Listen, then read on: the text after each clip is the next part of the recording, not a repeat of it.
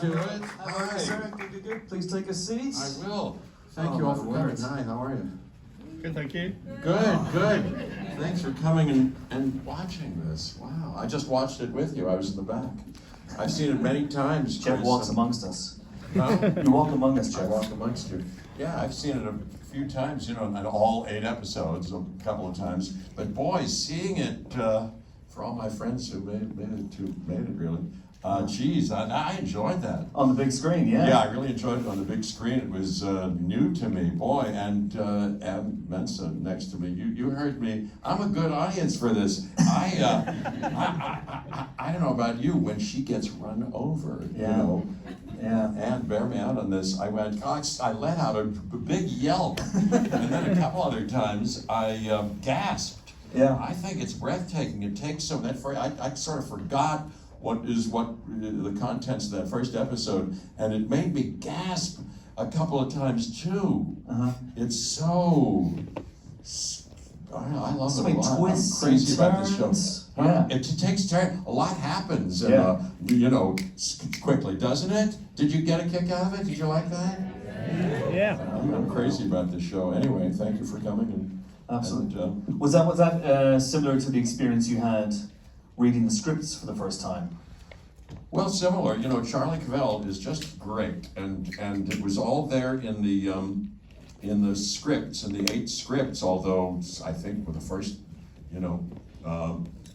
thing that I read was only a few of them. Maybe we're trying to remember, but it was all there. Very brilliant, unexpected, surprising. Daring and funny and emotion and moving and surprising. Yeah, it was all there. But no, like I say, this felt new. Felt like I'd never encountered it before. It really caught me like that, and even having seen it, like I say, a couple of times, I'm very taken with it. Is there a moment for you whenever you're talking to a director or a showrunner, or when you're reading a script for the first time? Is there a moment when you think, "Damn it, I'm in"? Was there a moment like that with KAOS? Yes, Chris. I think the writing was so beautiful and brilliant and different and unique. And then I had a Zoom call with Charlie and with Georgie Banks Davies. Remember that? Where I said, what's all? How do you imagine all this? And how's that going to be? And I got to know them, obviously very strikingly attractive, and fantastic and smart, So yes, it was after that, and very early, where I said, gee, and the part you'll see in 7 more episodes, I get to do other challenging, demanding, rich, interesting for me things, and something in my tummy just said, yeah, let's go. Yes, please. We're in. Yeah. Because I think most people, Jeff, when they hear the word Seuss, they have an image. An image pops into their head, big guy floating on a cloud, great big bushy beard. That's not your version of Seuss at all. Not ours, no. Charlie wrote it differently. It was those track suits, which develop a little more, and the watch and everything, were all described. No, it was obviously a new, variation of those stories, if you know them. And maybe I can say here that if you're a lifelong scholar, know all about the Greek myths, have seen every movie depicting Zeus about the Greek myths, I think you'll enjoy this. You can enjoy it terrifically. But if you know nothing about them, and I myself am didn't know much about them. It's for you too. I think you'll get a big kick out of it, because it's about, as you know, because the myths have always been about the human-like big stories of love and hate and conflict and changes of fortune and crises of one humankind or another. And you see Score in you, Jeff? Indie? Would you compose one? No, I've never. Come on. Oh, no. I play jazz and I improvise here and there, but no, I don't really write things. But Yeah. I'm an appreciator and a big fan of musics of movies and scores of movies. A score can kind of ruin a movie that I'm otherwise liking, but if I go, oh, that's sappy, and that's I don't like that. That seems like it's trying to lead me where in some obvious way. I don't like that. Likewise, if a movie I kind of like, but then I go, oh, this music gets to me. For instance, anybody here is a fan? Is anybody here a fan of On the Waterfront with Marlon Brando? Kazan movie. Well, do you know who wrote that score? It's the only score he ever wrote for a movie. Oh God, no. Leonard Bernstein, exactly right. Leonard Bernstein. Sorry. Yes. From this last year's Maestro, you know a lot, something more about him. Big fan of his music and West Side Story and many things that he's written. But love the music in that movie, and as much as I love Brando and Kazan's direction and everybody in that movie, I've seen it many times. I tell you, a big part of it for me, and the way it reaches into my gizzard and grabs me and brings me to tears, and many other things, is that music. I mean, look at the back of that cab scene again, as he's talking about. I could have been a contender. The music is just fantastic. Anyway, I'm a big fan of music in movies. So you were growing up. You wrote on the mirror. The shower door. The shower mirror. I want to be an actor. Yeah. Was music ever a consideration for you at that point? Did you have two paths and you took one? Here's what happened with that briefly. Around the same time of this development, around 10 years old, I think. Was it 10?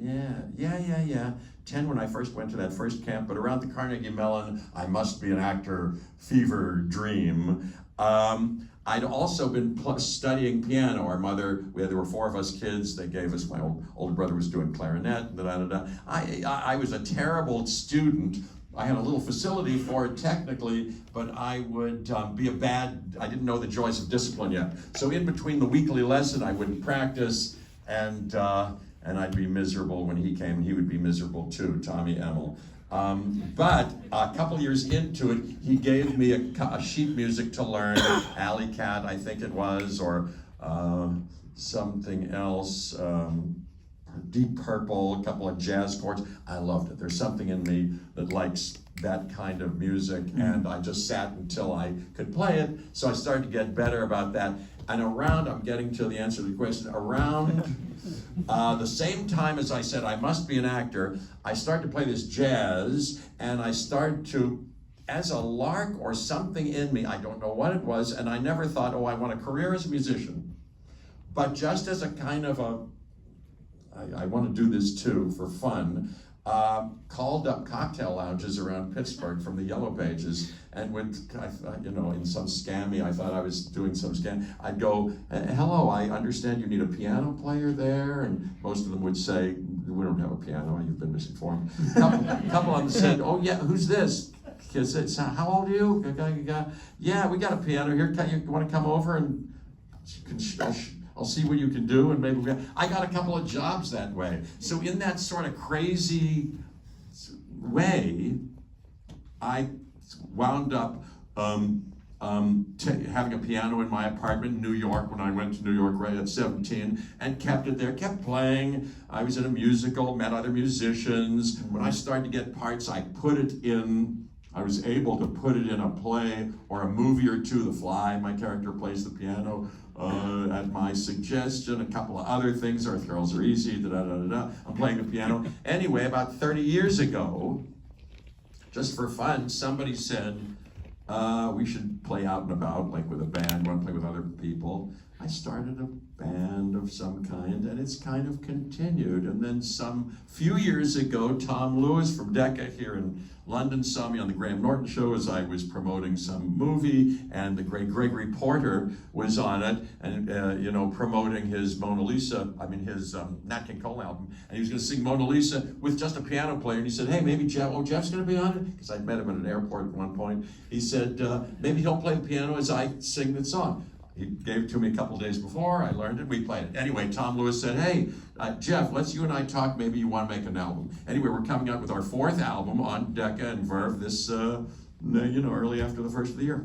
And, that's the story. Yeah. That is not bad at all. Absolutely. It's a great part of my life. Now this is when I play for an hour every day. Now I'm practicing this little bit of homework that we're going to be playing live in New York a few times this summer, but we were around here. We played at Ronnie. Where am I? I'm in Ronnie Scott. Yeah, Ronnie Scott's. Did you go to Ronnie Scott's? We're in London. I've been traveling around a lot. We played Ronnie Scott's a couple times. We played Glastonbury a couple of years ago. We have a good time. So I'm just a lucky dog, is what I am. That's amazing. Did you play today? Did you practice today? I certainly did. First thing, I woke up at on fire a little bit. I went to the gym, but before I went to the gym at 5:30, 6 o'clock, wow. I put in my Bluetooth at low so as not to disturb anybody else. And I have this piano, this keyboard, this electric keyboard that I rented for my hotel room, which I do now.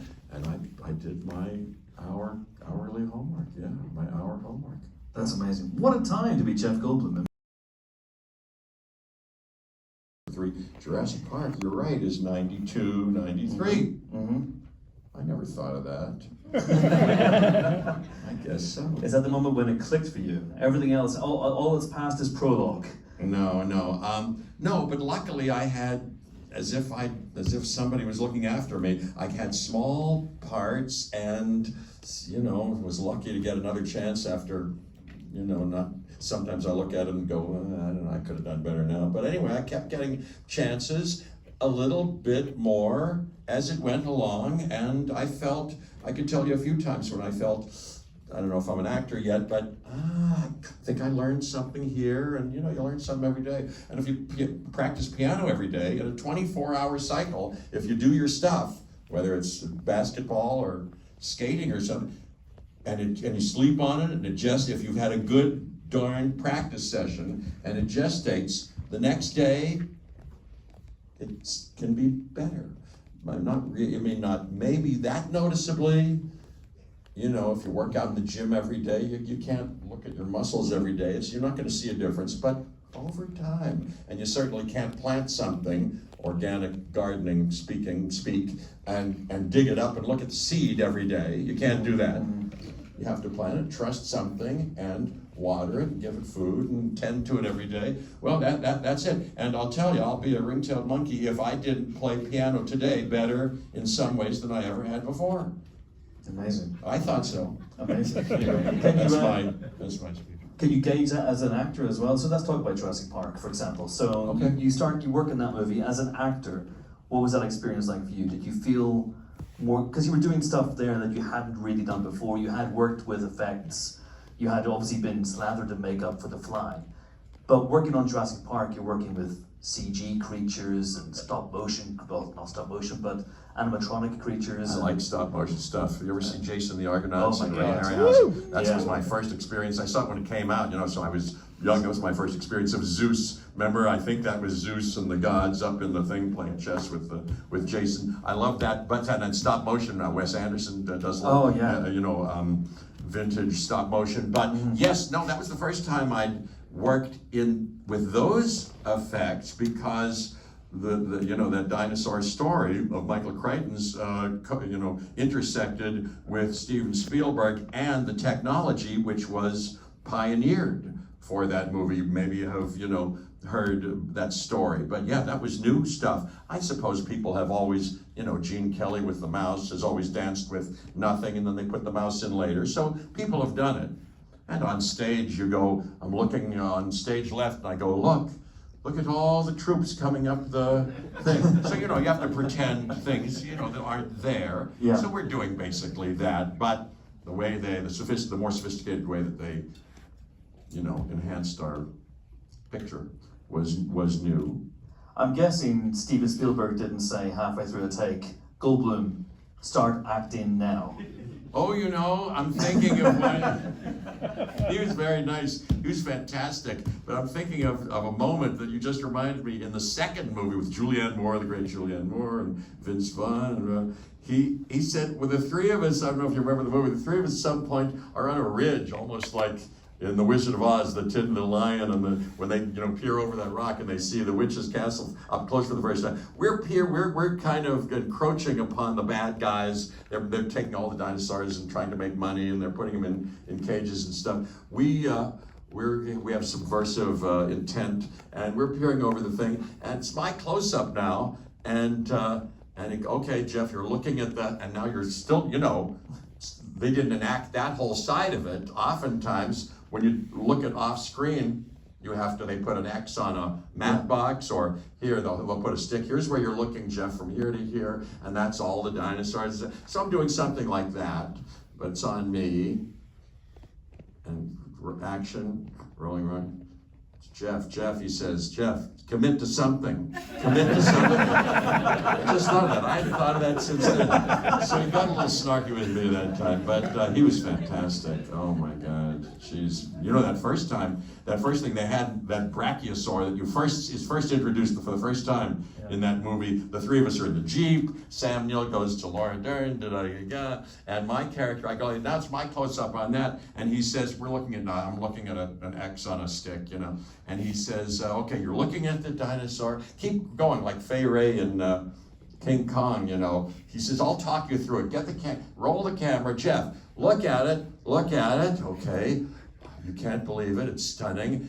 Now, Jeff, just start laughing as if it's just making you giddy, et cetera, et cetera. So, he was doing some of that, and I was just following direction. It was fun. That's amazing. I love that. Commit to something.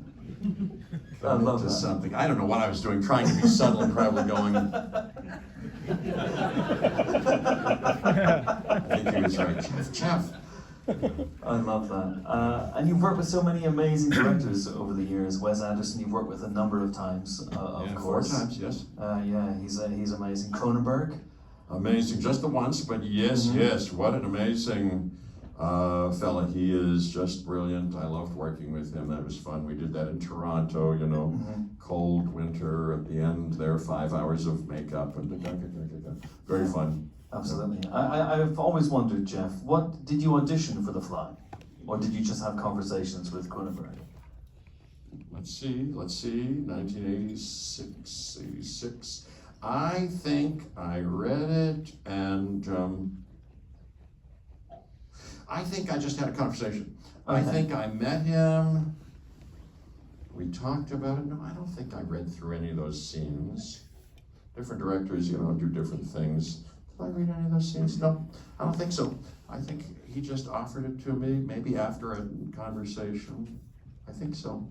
Because it's a hell of a thing. It's a hell of a movie, but I was wondering, had you auditioned, what that audition experience would have been, because I can't think it would have been a deeply weird audition experience, I'm guessing. But but sometimes they're weird. I don't mind auditioning. I like it kind of. I figure we're on the same side and we're trying to hear. I'll show you what I can do, and sometimes, even at some point I was like, what are you going to do with it? I got to put myself in your hands. So let's have a talk. Let's see, you tell me what you're going to do. But at that point it was, here's what I'm going to do. But I like it. It's a work, as I've heard people say now, it's a work session. So you've got the job and let's work. It's thrilling to be in the room with him. And here's how, if you're passionate about it, which I genuinely was, here's how I feel about it. Here's what I'm excited about. That's fun. And sometimes that skinned the cat, Yeah, absolutely. Many times not, but sometimes yes. So,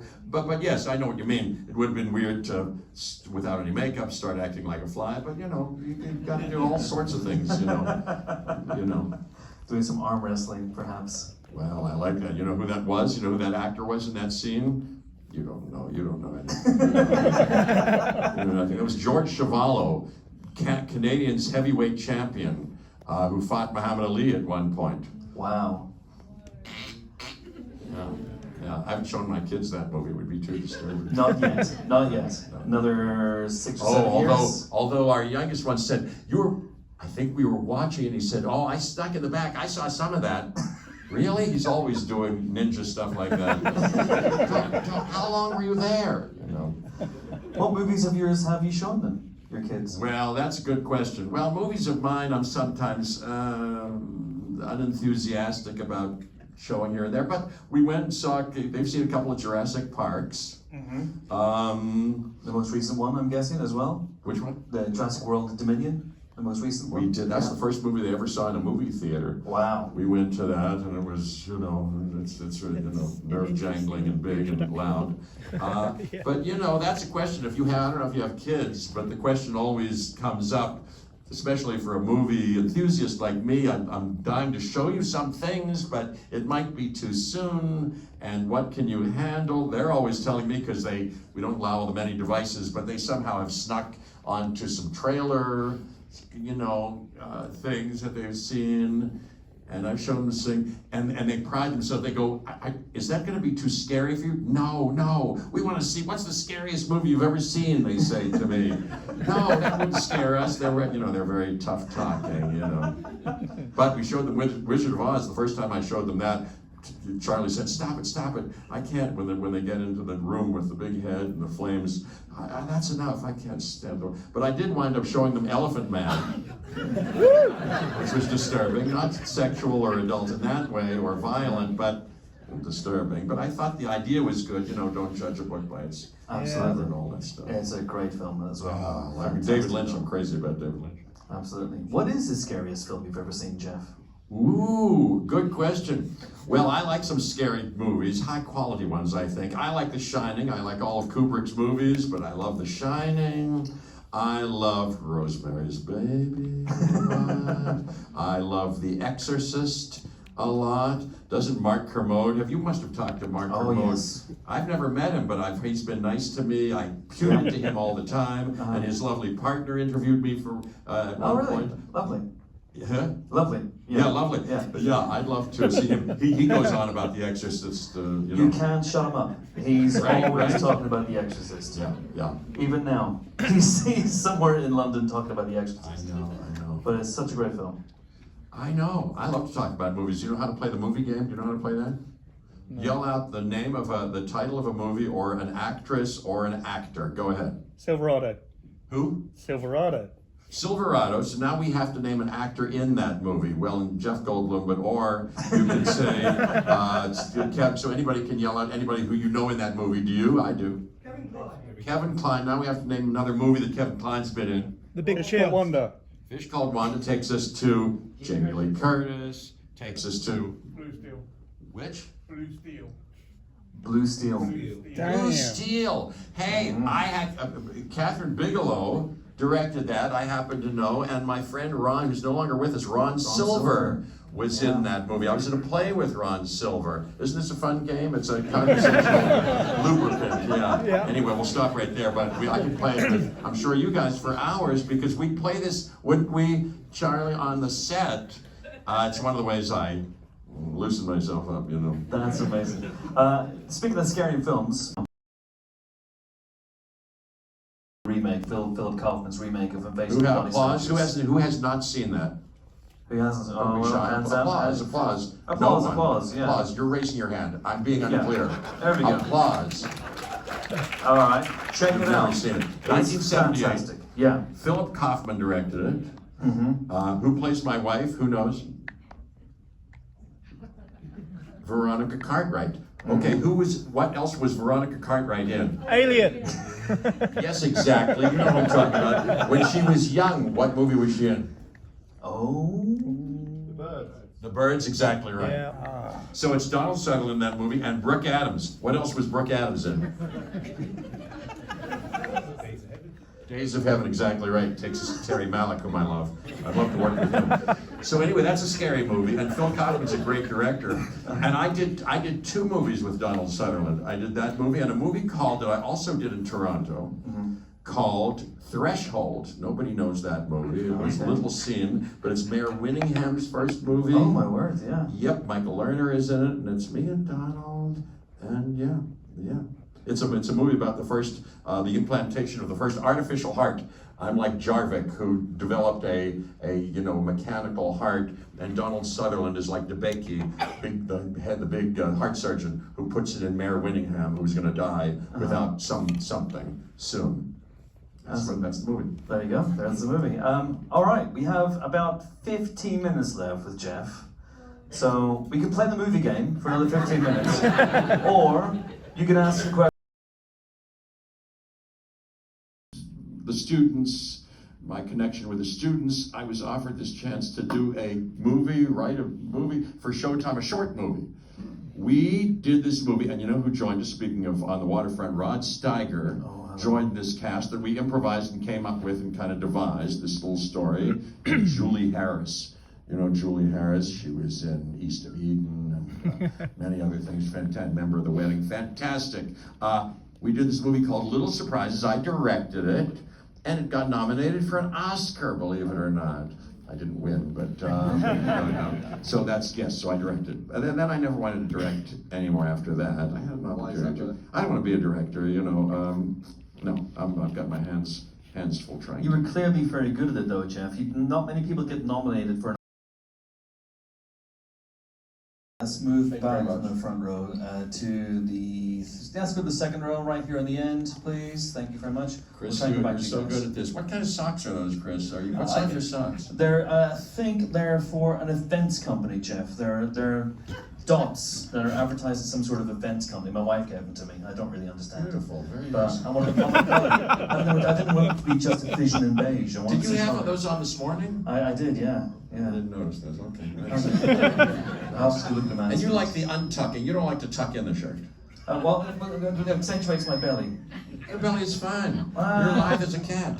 I think I can disprove that theory very, very quickly. All right, yes, please. You're in the second row. Thank you. Hello. So my question Yes, sir.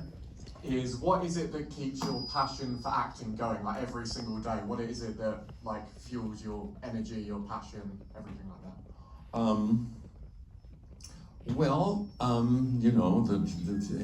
The life force, just life force. What I think part of what made me want to do it.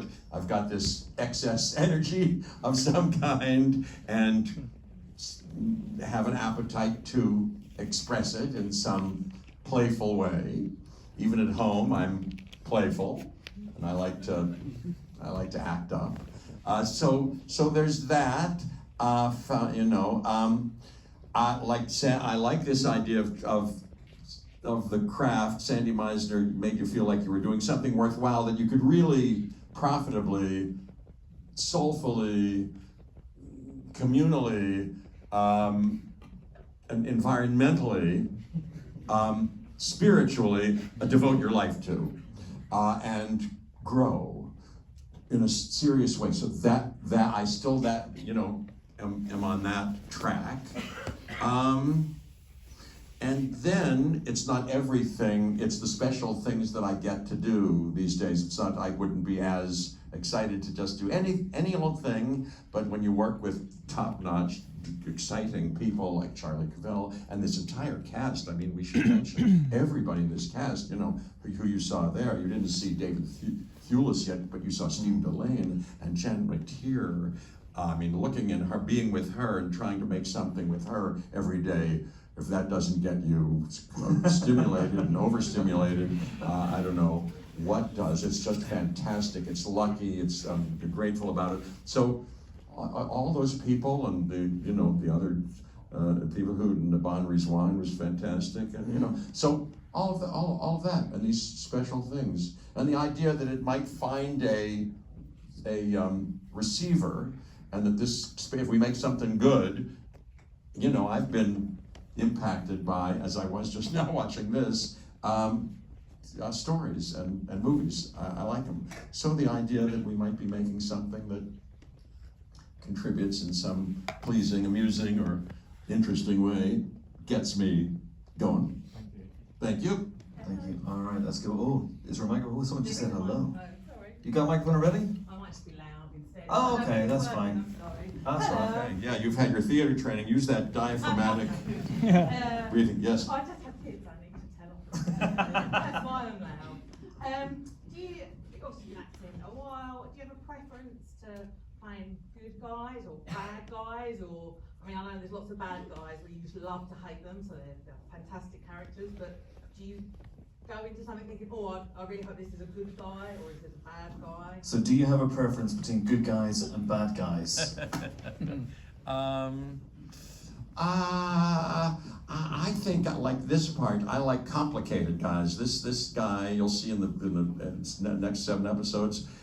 This character, as Charlie wrote it, is complicated, and I think neither one thing or another really. The parts that are bad are very, very bad. Like when she was good, she was very, very good. When she was bad, she was horrid. I think we can say that about this Cavell Zeus. But also complicated and charismatic. That's what we were going for. So interesting. So I like that. I think, and if I had to sum it up at this point, I think having played the Grand Master and the Wizard of Oz and a couple of these fantastical and grandiose types, I think I have a taste now, if I have to say, for real human beings with real contemporary issues. Would that be? Mm-hmm. That seems fair. Be of interest to you? Fair Fair to watch say. it. I think that's what I may have an appetite for. But do you like, because you have this reputation, Jeff, and I think it's well earned, of being a very, very nice guy in real life. Thank you so much. It's always interesting to me when you play against type, so to speak. Seuss is playing against type, Mr. Frost is playing against type. You don't know Mr. Frost, but I played Mr. Frost, the Is it? devil. He was the devil. He was. You know who's that? Speaking of British actors, I've worked with a lot of British actors. Alan Bates. Oh, The my. great Alan Bates was in that movie, if you ever look it up. Yeah. And Kathy Baker, but I loved Alan Bates. Mhm. I saw King of Hearts when first run with our family in Pittsburgh when I was a kid. Anyway, yes, sir. And Hotel Artemis, most recently you played an The absolute rotter Wolf in that. King. I was a Yeah. rotter. I was a rotter. Yes. I was a rotter. So yes, yeah. You like seeing me against type like that? Yeah. I know. I know. Sometimes I go, you know, I am nice. I'm not pretending. I'm not only nice. I try to be kind. Mhm. I aspire to live a good and helpful and contributive life and like that. I tell you, it more often than it surprises me how often people go, okay, read the script. Which one am I? You know, the horrible guy. I go, okay. I don't just get that. And I'm certainly willing and eager to play that if it's a good version, either a good guy and a bad guy, if it's an interesting Charlie Cavell type version, which is complicated and multidimensional and many things that, you know, as we dig deeper, you know. Absolutely. All right, we have time for just 47 more questions. Right here, please, in the 1, 2, 3, third row. There's a, yes, keep your hand up there, please, sir. You have an arm and you have a face. That's it. Yep. Hello, what's your name? Hi, my name is Daniel. The question is, in Independence Day, Yes, sir. do you enjoy playing the character who seems to have the element of hope when a lot of people seem to have lost it? And was it fun playing that character?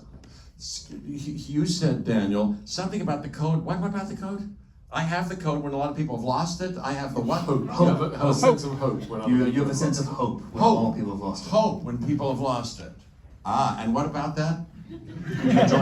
Did you enjoy playing that character? I enjoy playing that character, yes. Yeah. I enjoy playing a character if the director and everybody else involved does what I'm hoping they will do. As you see, I'm a person of hope. As I'm hoping they will do, which is make a good movie that works somehow. You know, it's in the eye of the beholder. Not everybody likes everything, but that movie kind of, you know, rang the bell with a lot of people, it seems. So it worked. So that worked. So yes, I enjoyed doing that and how it came out, and I enjoyed the experience. Roland Emmerich was lovely. Judd Hirsch, my father, was lovely. All the actors, Will Smith, everybody was lovely. And that character was interesting, yes, a hopeful, I was a good guy in that, wasn't I? Very much were, yeah. A nice guy, and I was trying to be a helpful, responsible steward to the environment and environmentalist, and then I cared and loved my ex-wife, and I wanted to do something good. I loved my father, and then finally I wanted to contribute to the entire human species if I could, and then I'll be darned able to. Yes, I like that. Not bad at all. Not bad at all. All right, we got 2 or 3 last questions. All right, right here in the front row. Yes, please. Yes, ma'am. What's your name? Hi, I'm Liz. Liz? Yeah, hi. Hello, Liz. Hi. I'm wondering, you've worked with some really fantastic directors. What's the most valuable filmmaking related but not acting related thing you've learned from any director? Filmmaking related, you mean filmmaking thing I've learned from a director? Yes, but not acting related. Not acting related. That was incredible projection, by the way. I have Thank to you. say. My word. Yes, that's a theater voice. I That's, work backstage theatre, so not in front, but somehow in theatre. You're doing well. I tell you, because it's fresh in my mind, John M. Chu, who directed Crazy Rich Asians and In the Heights, and has directed this 2-part Wicked movies, is fantastic. And I don't know if I learned anything that I can tell you or pass along or put into a nugget, but it wasn't about my acting necessarily, although he was very fun and helpful with the acting and with all the acting, with my acting, everyone. But oh my gosh, to turn as we were talking before, to turn a musical on the stage, some of which I'm big fans of, including Wicked, into a movie that works is tricky. It's tricky. So he did it, but I'll tell you, if I can pass along one way that he did it, and there are many things, boy, if that works, and I think it will, I'm excited about it, and it has many things and used all of his toolbox of knowledge and visuals and sound and music and storytelling and pacing of a story, etc., etc. His good movie making the qualifying element must be your devotion and energy and passion for and love of the particular thing that you're doing. Obviously, I'm not saying, and this is not necessarily surprising, but as I think about it, that's one of the most striking things. He is an indefatigable, and if you direct a thing like that, it took a year to shoot, for heaven's sakes, but more years to plan and then edit and all that stuff. You have to have a daily constitution and psychological constitution and creative constitution that allows you to attack it with vigor and love every day. That's what I learned about filmmaking. Thank you. You're so welcome. Amazing. Okay, folks, sadly we've reached to the final question of the night.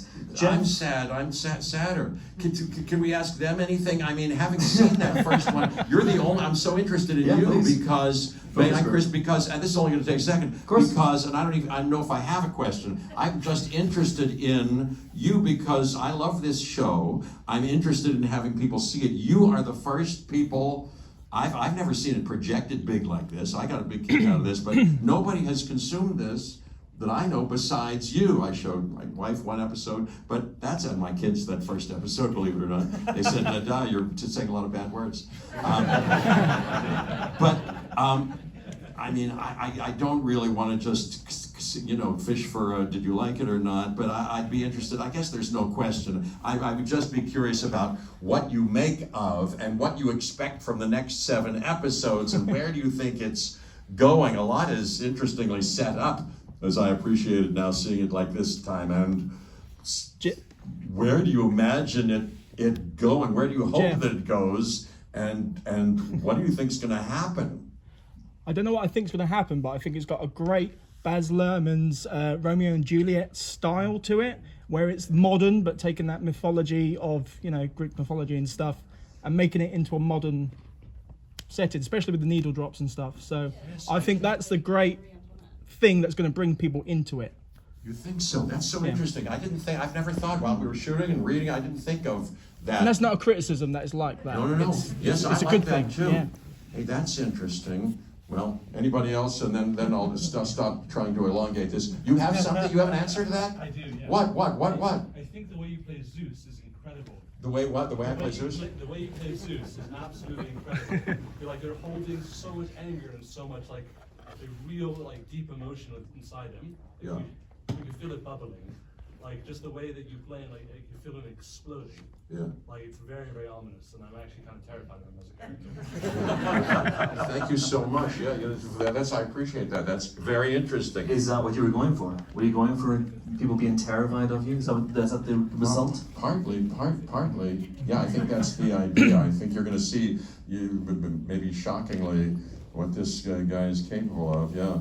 Amazing. Isn't that interesting? Yeah. Okay. But did you notice? It's an interesting thing. I'm not spoiling because you saw it. Although don't tell your friends or anybody. But you heard. I'd forgotten that Prometheus, as he's narrated, talking to you about this story, says, "Well, what does he say? You can't. He actually is. I lied to him. He can be brought down because he's actually human like you." There's that moment where you have the conversation with Prometheus, and then you blip him back to the rock where he's having his liver pecked out, and then you have that monologue to yourself, the soliloquy almost, where you go, "He's the only friend I have in the world," and you're in tears almost. I thought that was extraordinary. I found it very moving. Yes, and I think yes. Yeah, thank you. Yeah, I like that scene. He's a great actor, boy. He brings it out in me too. And I like that part, that little opportunity to talk to him about my fears and that. He's my friend and confessor. That was fun. And then yes, I say after he leaves, I say, "What's that? Funny old conjurer. What is that? Funny old coot. Yeah. Old coot. Funny. Yeah, old coot." And then I say, "But he's my best friend. Isn't that a remarkable thing?" Says I. Condemn him to eternity. Yeah, that's a little. Yeah, that line, "Isn't that a remarkable thing," is a little homage to a play. That's all I'll say. Do you know which one it is? Who says that in what play? Who's the theater nerds? It's a little appropriation of. All I do is fix sound problems, man. She can't fix all our problems. Well, anyway, that's all I'll say. If it comes to you, you'll wake up in the middle of the night, maybe it'll come to you. But anyway, yes, what we were talking about. Yes, Stephen Delaney. Hey, they seem to it seemed to get some reaction whenever my character, whenever Mike would do something kind of extra earthling, when I stare at Dionysus and make him just telepathically, telekinetically, maybe that's the right word, make his head bang on the table. You like that, I thought? Yeah. And then you liked it when I kind of beep, kind of beam somebody in and out. Yeah. Okay. Well, I've never had a Q&A before that ends with the guy doing the A's, doing the Q's. So this has been extraordinary. This has been the Jeff Goldblum experience, everybody. Woo! Good to see you. Excellent. Let's do it, ladies and gentlemen. Let's do it. A Benjamin Days. Thank you so much. Thank you so much. Thank you. Jeff Goldblum, everybody. Yeah.